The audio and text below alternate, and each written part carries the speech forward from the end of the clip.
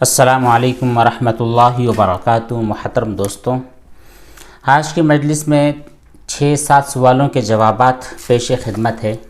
ان تمام سوالوں اور ان کے جوابات کو خوب غور سے سنیں، سمجھنے کی کوشش کریں۔ سب سے پہلے سوال ہمارے عزیز مولانا شفیق صاحب نے کیا ہے۔ کہتے ہیں کہ مفتی صاحب، جو جانور مخنث ہوتا ہے، مطلب یہ ہے کہ ایسا جانور چاہے بکرا ہو، بکری ہو یا پھر کوئی بھی جانور ہو جس کو ہم ذبح کرتے ہیں، تو ایسا جانور جس میں نر اور مادہ دونوں کی خصوصیت پائی جاتی ہے، جس کو ہم مکمل طور پر نر بھی نہیں کہہ سکتے اور مادہ بھی نہیں کہہ سکتے، جن کو مخنث کہا جاتا ہے، یا پھر ایسا جانور جس میں بکرا اور بکری ان دونوں کی صفات پائی جاتی ہیں، تو ایسے جانور کی قربانی کرنا، ایسے جانور کو جنرلی طور پر خرید و فروخت کرنا، یا پھر جو قصائی لوگ ہوتے ہیں وہ اپنی شاپ میں ان کی کٹنگ کر کے بیچتے ہیں، تو یہ سب چیزیں جائز ہے یا جائز نہیں ہے؟ ان کو ان کے ایک دوست نے پوچھا ہے۔ دیکھیے، جو جانور حلال ہیں، مطلب یہ ہے کہ جن کی حلت قرآن کریم میں نبی کریم صلی اللہ علیہ وسلم نے بتلائی ہے، جن جانوروں کو کھانا جائز ہے، تو ان تمام جانوروں میں جو مخنث ہوں، چاہے چھوٹے جانور ہو یا بڑے جانور ہو، مخنث ہے، تو ان کا کھانا پینا، ان کا بیچنا، ان کا خریدنا، ان کا سودا سب جائز ہے، سب درست ہے۔ لیکن جو خنثی جانور ہوتا ہے، مخنث جانور ہوتا ہے، اس کی قربانی کرنا جائز نہیں ہے۔ اسی طرح عقیقہ بھی کرنا جائز نہیں ہے۔ اس کے علاوہ جنرلی طور پر آپ خرید و فروخت کرتے ہیں یا پھر کوئی قصائی اس کو کاٹ کر کے بیچتا ہے، تو پھر ایسی صورت میں ان کا خرید و فروخت، ان کی آمدنی سب کچھ حلال ہے، جائز ہے۔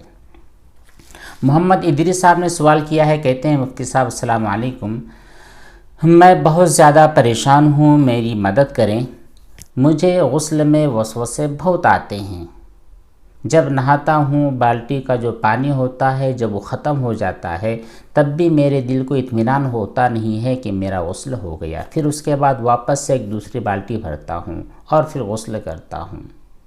پھر بھی میرے ذہن میں یہ خیالات آتے ہیں کہ کوئی جگہ خشک نہ رہ گئی ہو۔ پھر پانی لاتا ہوں، پھر نہا لیتا ہوں، لیکن مجھ کو اطمینان حاصل نہیں ہوتا ہے۔ میں زندگی سے مایوس ہو چکا ہوں۔ دیکھیے محمد ادریس صاحب، ہم نے آپ کے بہت سارے سوالات دیکھے ہیں۔ آپ کی جتنی پرابلمز ہے، آپ کی جتنی تکالیف ہے، آپ کی جتنی مشکلات ہے، ان تمام چیزوں پر ہم نے نظر ڈال دی ہے۔ دیکھیے، یہ صرف آپ کو شک ہے، صرف وہم ہے، اور شک اور وہم کا علاج یہی ہے کہ آپ ان کی طرف دھیان دینا اور توجہ دینا ہی چھوڑ دیں۔ ہم یہ تو نہیں کر سکتے کہ آپ کے غسل خانے میں آئے اور آپ کا ہاتھ پکڑ کر باہر نکال دے۔ ہم نہیں کر سکتے، کوئی بھی نہیں کر سکتا۔ یہ کام صرف اور صرف آپ خود سے کر سکتے ہیں۔ آپ کے لیے ضروری ہے کہ آپ اپنے آپ پر بھروسہ رکھیں، شریعت پر بھروسہ رکھیں۔ جب اللہ کے نبی صلی اللہ علیہ وسلم نے ارشاد فرما دیا کہ جب تم اچھی طرح اپنے پوری باڈی پر، پورے جسم پر پانی ڈال دو گے تو آپ پاک ہو جاؤ گے، تو آپ کو نبی کریم صلی اللہ علیہ وسلم کی باتوں پر بھروسہ کرنا چاہیے۔ یہ جو آپ کے خیالات ہیں، آپ کے وہم ہیں، وسوسے ہیں، ان تمام چیزوں کو پوٹلی میں باندھ کر پھینک دینا چاہیے۔ آپ خود اپنے آپ پر بھروسہ کریں، ان خیالات کو بہت زیادہ لفٹ نہ کرائیں۔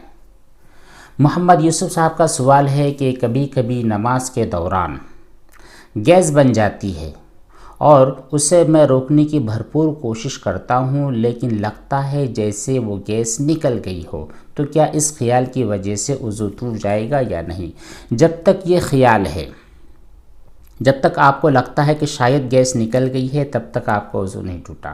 لیکن جب آپ کو یقین ہو جائے، کنفرمیشن مل جائے، بو کی وجہ سے یا آواز کی وجہ سے، اسمیل کی وجہ سے، جب آپ کو کنفرمیشن مل جائے کہ ہاں اب واقعتاً وہ جو گیس تھی وہ باہر نکل گئی ہے، لیک ہو گئی ہے، تو ایسی کنڈیشن میں آپ کا وضو ٹوٹ گیا ہے، جا کر کے آپ وضو بنا لیں اور اس کے بعد اگلی نماز پڑھیں۔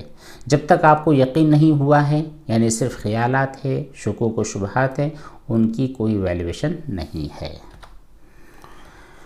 محمد یوسف کے بعد سوال کیا ہے نذیر صاحب نے۔ کہتے ہیں کہ مطلب کلین شیو رہنا، اچھا انہوں نے کسی ویڈیو کے کمنٹ میں لکھا ہے کہ مطلب کلین شیو رہنا گناہ ہے، مگر کسی کو داڑھی نہ جمتی ہو یا اس کو سوٹ نہ کرتی ہو تو اس وقت صحیح ہے یا غلط ہے، مطلب داڑھی کا کاٹنا صحیح ہے یا غلط، اگر انسان کو وہ اچھی نہ لگے۔ دیکھیے داڑھی کا رکھنا انسان کی بدصورتی کی علامت نہیں ہے، آپ کسی کو بھی دیکھ لیجئے داڑھی رکھنے کے بعد ہی وہ خوبصورت نظر آئے گا، تو یہ سمجھ لینا کہ داڑھی رکھنے کی وجہ سے انسان کا چہرہ بھدا نظر آتا ہے، اس کی خوبصورتی ختم ہو جاتی ہے، یہ عقل اور شریعت دونوں کے خلاف ہے۔ تو جو چیز شریعت کے خلاف ہے ہم اس کو لفٹ نہیں کرا سکتے، اس کے مطابق عمل نہیں کر سکتے، یہ صرف انسانی خواہشات ہے، نفسانی خواہشات ہے کہ داڑھی مجھ کو سوٹ نہیں کرتی ہے۔ بہرحال داڑھی کا کٹانا کسی بھی مرد کے لیے جائز نہیں ہے، اگر وہ کٹاتا ہے تو حرام کام کرتا ہے، نبی کریم صلی اللہ علیہ وسلم کے حکم کی خلاف ورزی کرتا ہے اور شیطان کی غلامی کو سویکار کرتا ہے۔ فریحہ حسن کا سوال ہے، مفتی صاحب اگر ایک درہم سے کم ناپاکی والے کپڑے سب کپڑوں کے ساتھ دھل دیے جائیں، کوئی بھی پرابلم نہیں ہے اور ہم نے ان تمام چیزوں کو اچھی طرح دھو لیا ہے، تو کیا تمام کپڑے 3 بار دھونے کی وجہ سے پاک ہو گئے ہیں یا نہیں؟ اگر آپ نے ان تمام کپڑوں کو 3 مرتبہ دھو لیا ہے، ہر مرتبہ اچھی طرح نچوڑ لیا ہے، اس کی نجاست اور ناپاکی ختم ہو گئی ہے، تو پھر بالکل آپ کے وہ کپڑے پاک ہو گئے ہیں۔ اور اگر آپ نے یہ کام نہیں کیا، مطلب ان کپڑوں کو اچھی طرح نہیں دھویا، یہاں تک کہ ان میں کی نجاست ہی نہیں نکلی ہے، تو ایسی کنڈیشن میں وہ آپ کے کپڑے پاک نہیں ہوئے ہیں۔ محمد عین اللہ صاحب کا سوال ہے، السلام علیکم مفتی صاحب، اگر کوئی شخص جمعرات کی رات کو مر جاتا ہے تو کیا قبر کے عذاب سے بچ جاتا ہے؟ ہم نے شاید ایک ویڈیو بنایا تھا جس میں یہ لکھا ہوا تھا، جس میں یہ کہا گیا تھا کہ جمعہ کے دن مرنے کی فضیلت ہوتی ہے، نبی کریم صلی اللہ علیہ وسلم کی بہت ساری احادیث بھی مروی ہے۔ تو دیکھیے عین اللہ صاحب، یہ جو جمعہ کا دن ہوتا ہے یہ اسٹارٹ ہی اس وقت ہوتا ہے جب جمعرات کے دن شام میں سورج ڈوب جاتا ہے، غروب ہو جاتا ہے، مغرب کا وقت شروع ہو جاتا ہے، اسی وقت سے جمعہ اسٹارٹ ہو جاتا ہے۔ تو اگر کوئی آدمی جمعرات کی رات میں مر جاتا ہے تب بھی وہ جمعہ کے دن مرنے والے کی فضیلت کو پاتا ہے۔ واصف فیصل صاحب کا سوال ہے کہ مفتی صاحب اگر کوئی عورت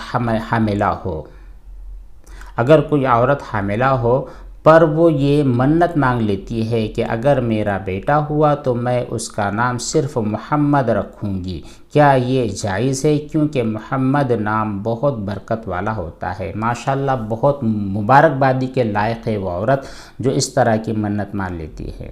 محمد نام رکھنا بہت اچھا ہے، پیارا نام ہے۔ آج کل کریز اس بات کا پھیلا ہوا ہے کہ ہم اپنے بچوں کا فیشن کے اعتبار سے نام رکھتے ہیں، جو آج کل جو ہیرو ہیروئنس ہوتی ہے، ماڈلز ہوتی ہے، یا پھر اور جو دنیاوی لوگ ہوتے ہیں، ان کے ناموں پر اپنے بچوں کے نام رکھنے کا ایک فیشن چل پڑا ہے۔